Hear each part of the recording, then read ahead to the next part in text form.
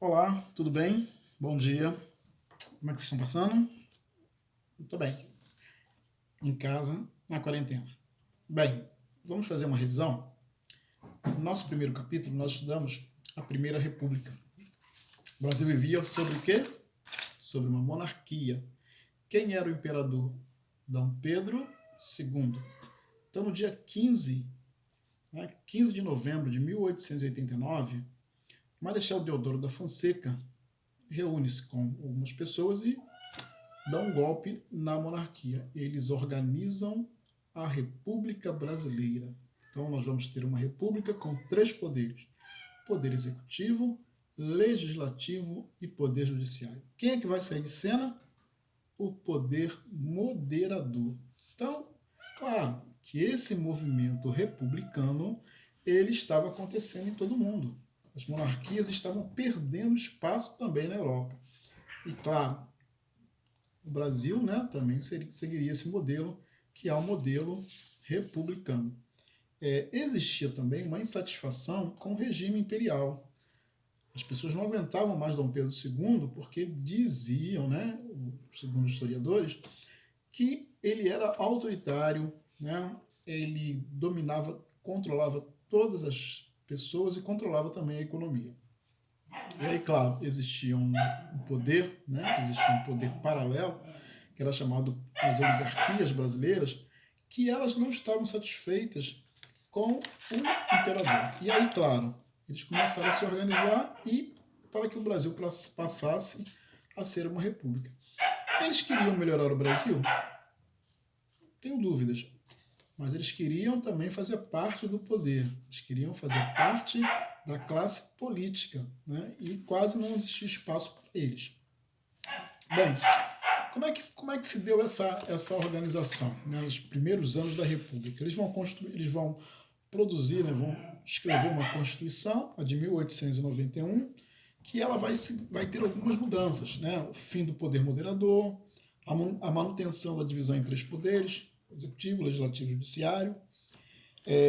Cada presidente poderia governar por 4 anos e a reeleição não era permitida. As antigas províncias passaram a ser chamadas de estados, né, denominadas estados.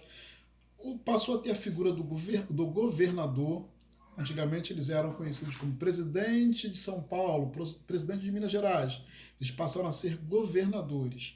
Ok? O país passou, né, a ter eleições diretas e com voto aberto. Ok? Não era secreto, o voto era aberto. As pessoas podiam ver o voto do outro. O país deixou de ter uma religião oficial, né, que era a Igreja Católica, era que dominava, né, o país era católico, então passou a ser um Estado laico. O que é isso? A religião não pode influenciar o Estado, não pode influenciar as decisões do governo. E nem o governo pode também influenciar, né, ou se envolver nas decisões da igreja. São questões de interna corporis, questões pessoais de cada instituição, internas. Aí, nesse período, vai surgir a política dos governadores. Né? Os governadores eles fazem uma aliança com o governo federal e ajudam a eleger os seus deputados e senadores de acordo com o interesse do governo federal e com o interesse das oligarquias. Né? Nós vamos ter um momento chamado também de coronelismo, clientelismo. Os coronéis são aquelas pessoas que foram nomeadas, né, em cada região, cada fazendeiro ganhou um título de coronel para poder ajudar o governo federal, né, quando houvesse alguma rebelião, algum movimento, eles formavam uma milícia e ajudavam o governo. Com isso, eles criaram um movimento chamado clientelismo, né, o voto de cabresto. Então, todos os eleitores eram organizados, eram controlados pelos coronéis. Tá? Então, a pessoa ia votar, e ela votava, e depois ela dizia para o coronel quem ela votou e se era de acordo com o interesse do coronel. Okay? Sendo assim, ela continuava recebendo os favores do coronel. Certo?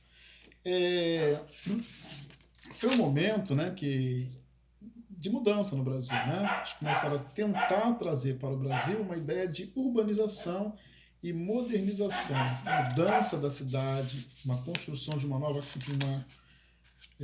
estrutura, né, para melhorar a capital federal, que era o Rio de Janeiro, né, era a capital do Brasil. E aí eles começaram também a trabalhar uma questão no centro da cidade, chamado uma reforma, né, no centro da cidade. E com isso retirar as pessoas pobres do centro e colocar no centro da cidade os prédios, né, a modernidade, as ruas largas. Com isso as pessoas pobres foram subindo para o morro e começaram a criar as primeiras favelas no Brasil. Com isso também vem chegando os imigrantes, né? A gente vai ter aí com o fim da escravidão, nós vamos receber também uma grande quantidade de imigrantes no Brasil, e eles vão se organizando para trabalhar nas fazendas, né? E se organizando nas fazendas, eles passam também a adquirir terras e a construir também a sua vida aqui na cidade. Nesse momento também nós vamos ter duas revoltas, chamadas revoltas populares, né? O movimento do Canudos, né? O movimento de Canudos, que era uma revolta messiânica. Antônio Conselheiro, ele não estava satisfeito com a República, ele queria a volta da monarquia, e com isso ele se organiza com o povo, né? Numa região chamada de Canudos, e cria uma sociedade alternativa. Bem claro que o governo não ficou satisfeito, porque eles não pagavam impostos, eles não davam satisfação ao governo. Claro, o governo foi lá e mandou lá os soldados lá acabar com aquela sociedade, mataram Antônio Conselheiro, cortaram a cabeça dele, né, destituíram todos os líderes e acabaram com aquele movimento que era um movimento messiânico, né, um movimento revolucionário. O segundo movimento também é a Guerra do Contestado, também é uma questão entre dois estados, né? Santa Catarina e Paraná, tinha uma região, o governo queria construir uma estrada de ferro e a população não estava satisfeita, se revoltaram, criaram um conflito, né? E diante desse conflito o governo teve que fazer uma intervenção para resolver o problema e construir a estrada de ferro, né? A estrada de trem para que pudesse trabalhar a modernização do Brasil. Com isso também, logo em seguida terminaram e, como eu já falei, tem uma outra revolta também, em 1910, Revolta da Chibata, liderada pelo marinheiro João Cândido, né? Eles estavam insatisfeitos com os castigos dos oficiais da Marinha contra eles, e aí eles se revoltaram, tomaram o navio, né? Apontaram o navio para a cidade do Rio de Janeiro, para a capital. O governo negociou, retomou o navio, né? E fez um acordo com os marinheiros, que daria para eles a liberdade. Só que foi tudo ao contrário, né? O governo, o que ele fez? Ele foi prender todo mundo, né? E exilou alguns, outros foram expulsos, alguns foram mortos, e aí acabou com a rebelião, ok? Nós estudamos urbanização, Constituição, coronelismo, bota abaixo, movimento de Canudos, Guerra do Contestado, Revolta da Chibata, República e Política dos Governadores. Ok?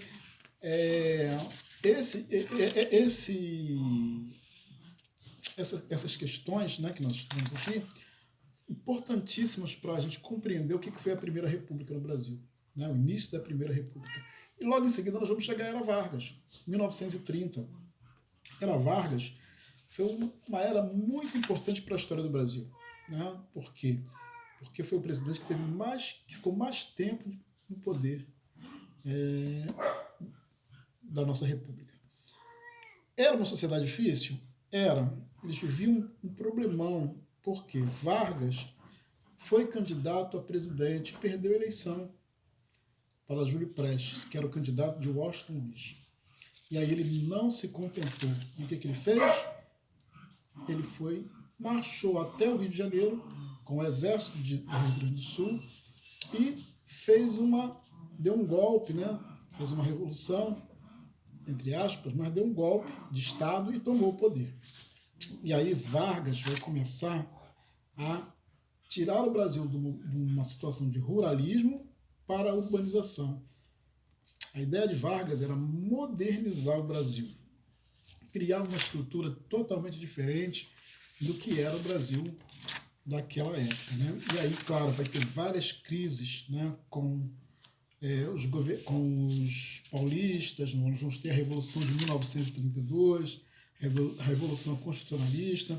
Nós vamos Vargas vai fazer uma nova Constituição, e aí, claro, vai mudar algumas questões como o voto feminino, como participação da mulher na política, como a ideia de ter sindicatos organizados. Então, vai criar algumas instituições, né, como o Ministério da Educação, o Ministério da Saúde e o Ministério do Trabalho. Vargas é um político populista, segundo os historiadores. Por quê? Porque ele fazia política para a classe mais popular, para agradar mais a população que precisava do auxílio do Estado. Bem, segundo os historiadores, Vargas também viveu um momento de ditador, né? A partir de 1930 a 37, ao instituir o Estado Novo, ele vai também ter uma ideia de ditatorial. E aí algumas pessoas, né, defendem essa ideia de que Vargas ele tinha visões ditatoriais. Claro que naquele momento ele precisava tomar algumas decisões e ele era muito mal interpretado pela sociedade brasileira. Nós vamos nos preparar para a próxima aula. Com certeza vocês farão uma aula, a escola vai marcar a aula. Eu espero que vocês estejam bem-sucedidos e até um próximo encontro. Valeu, um abraço.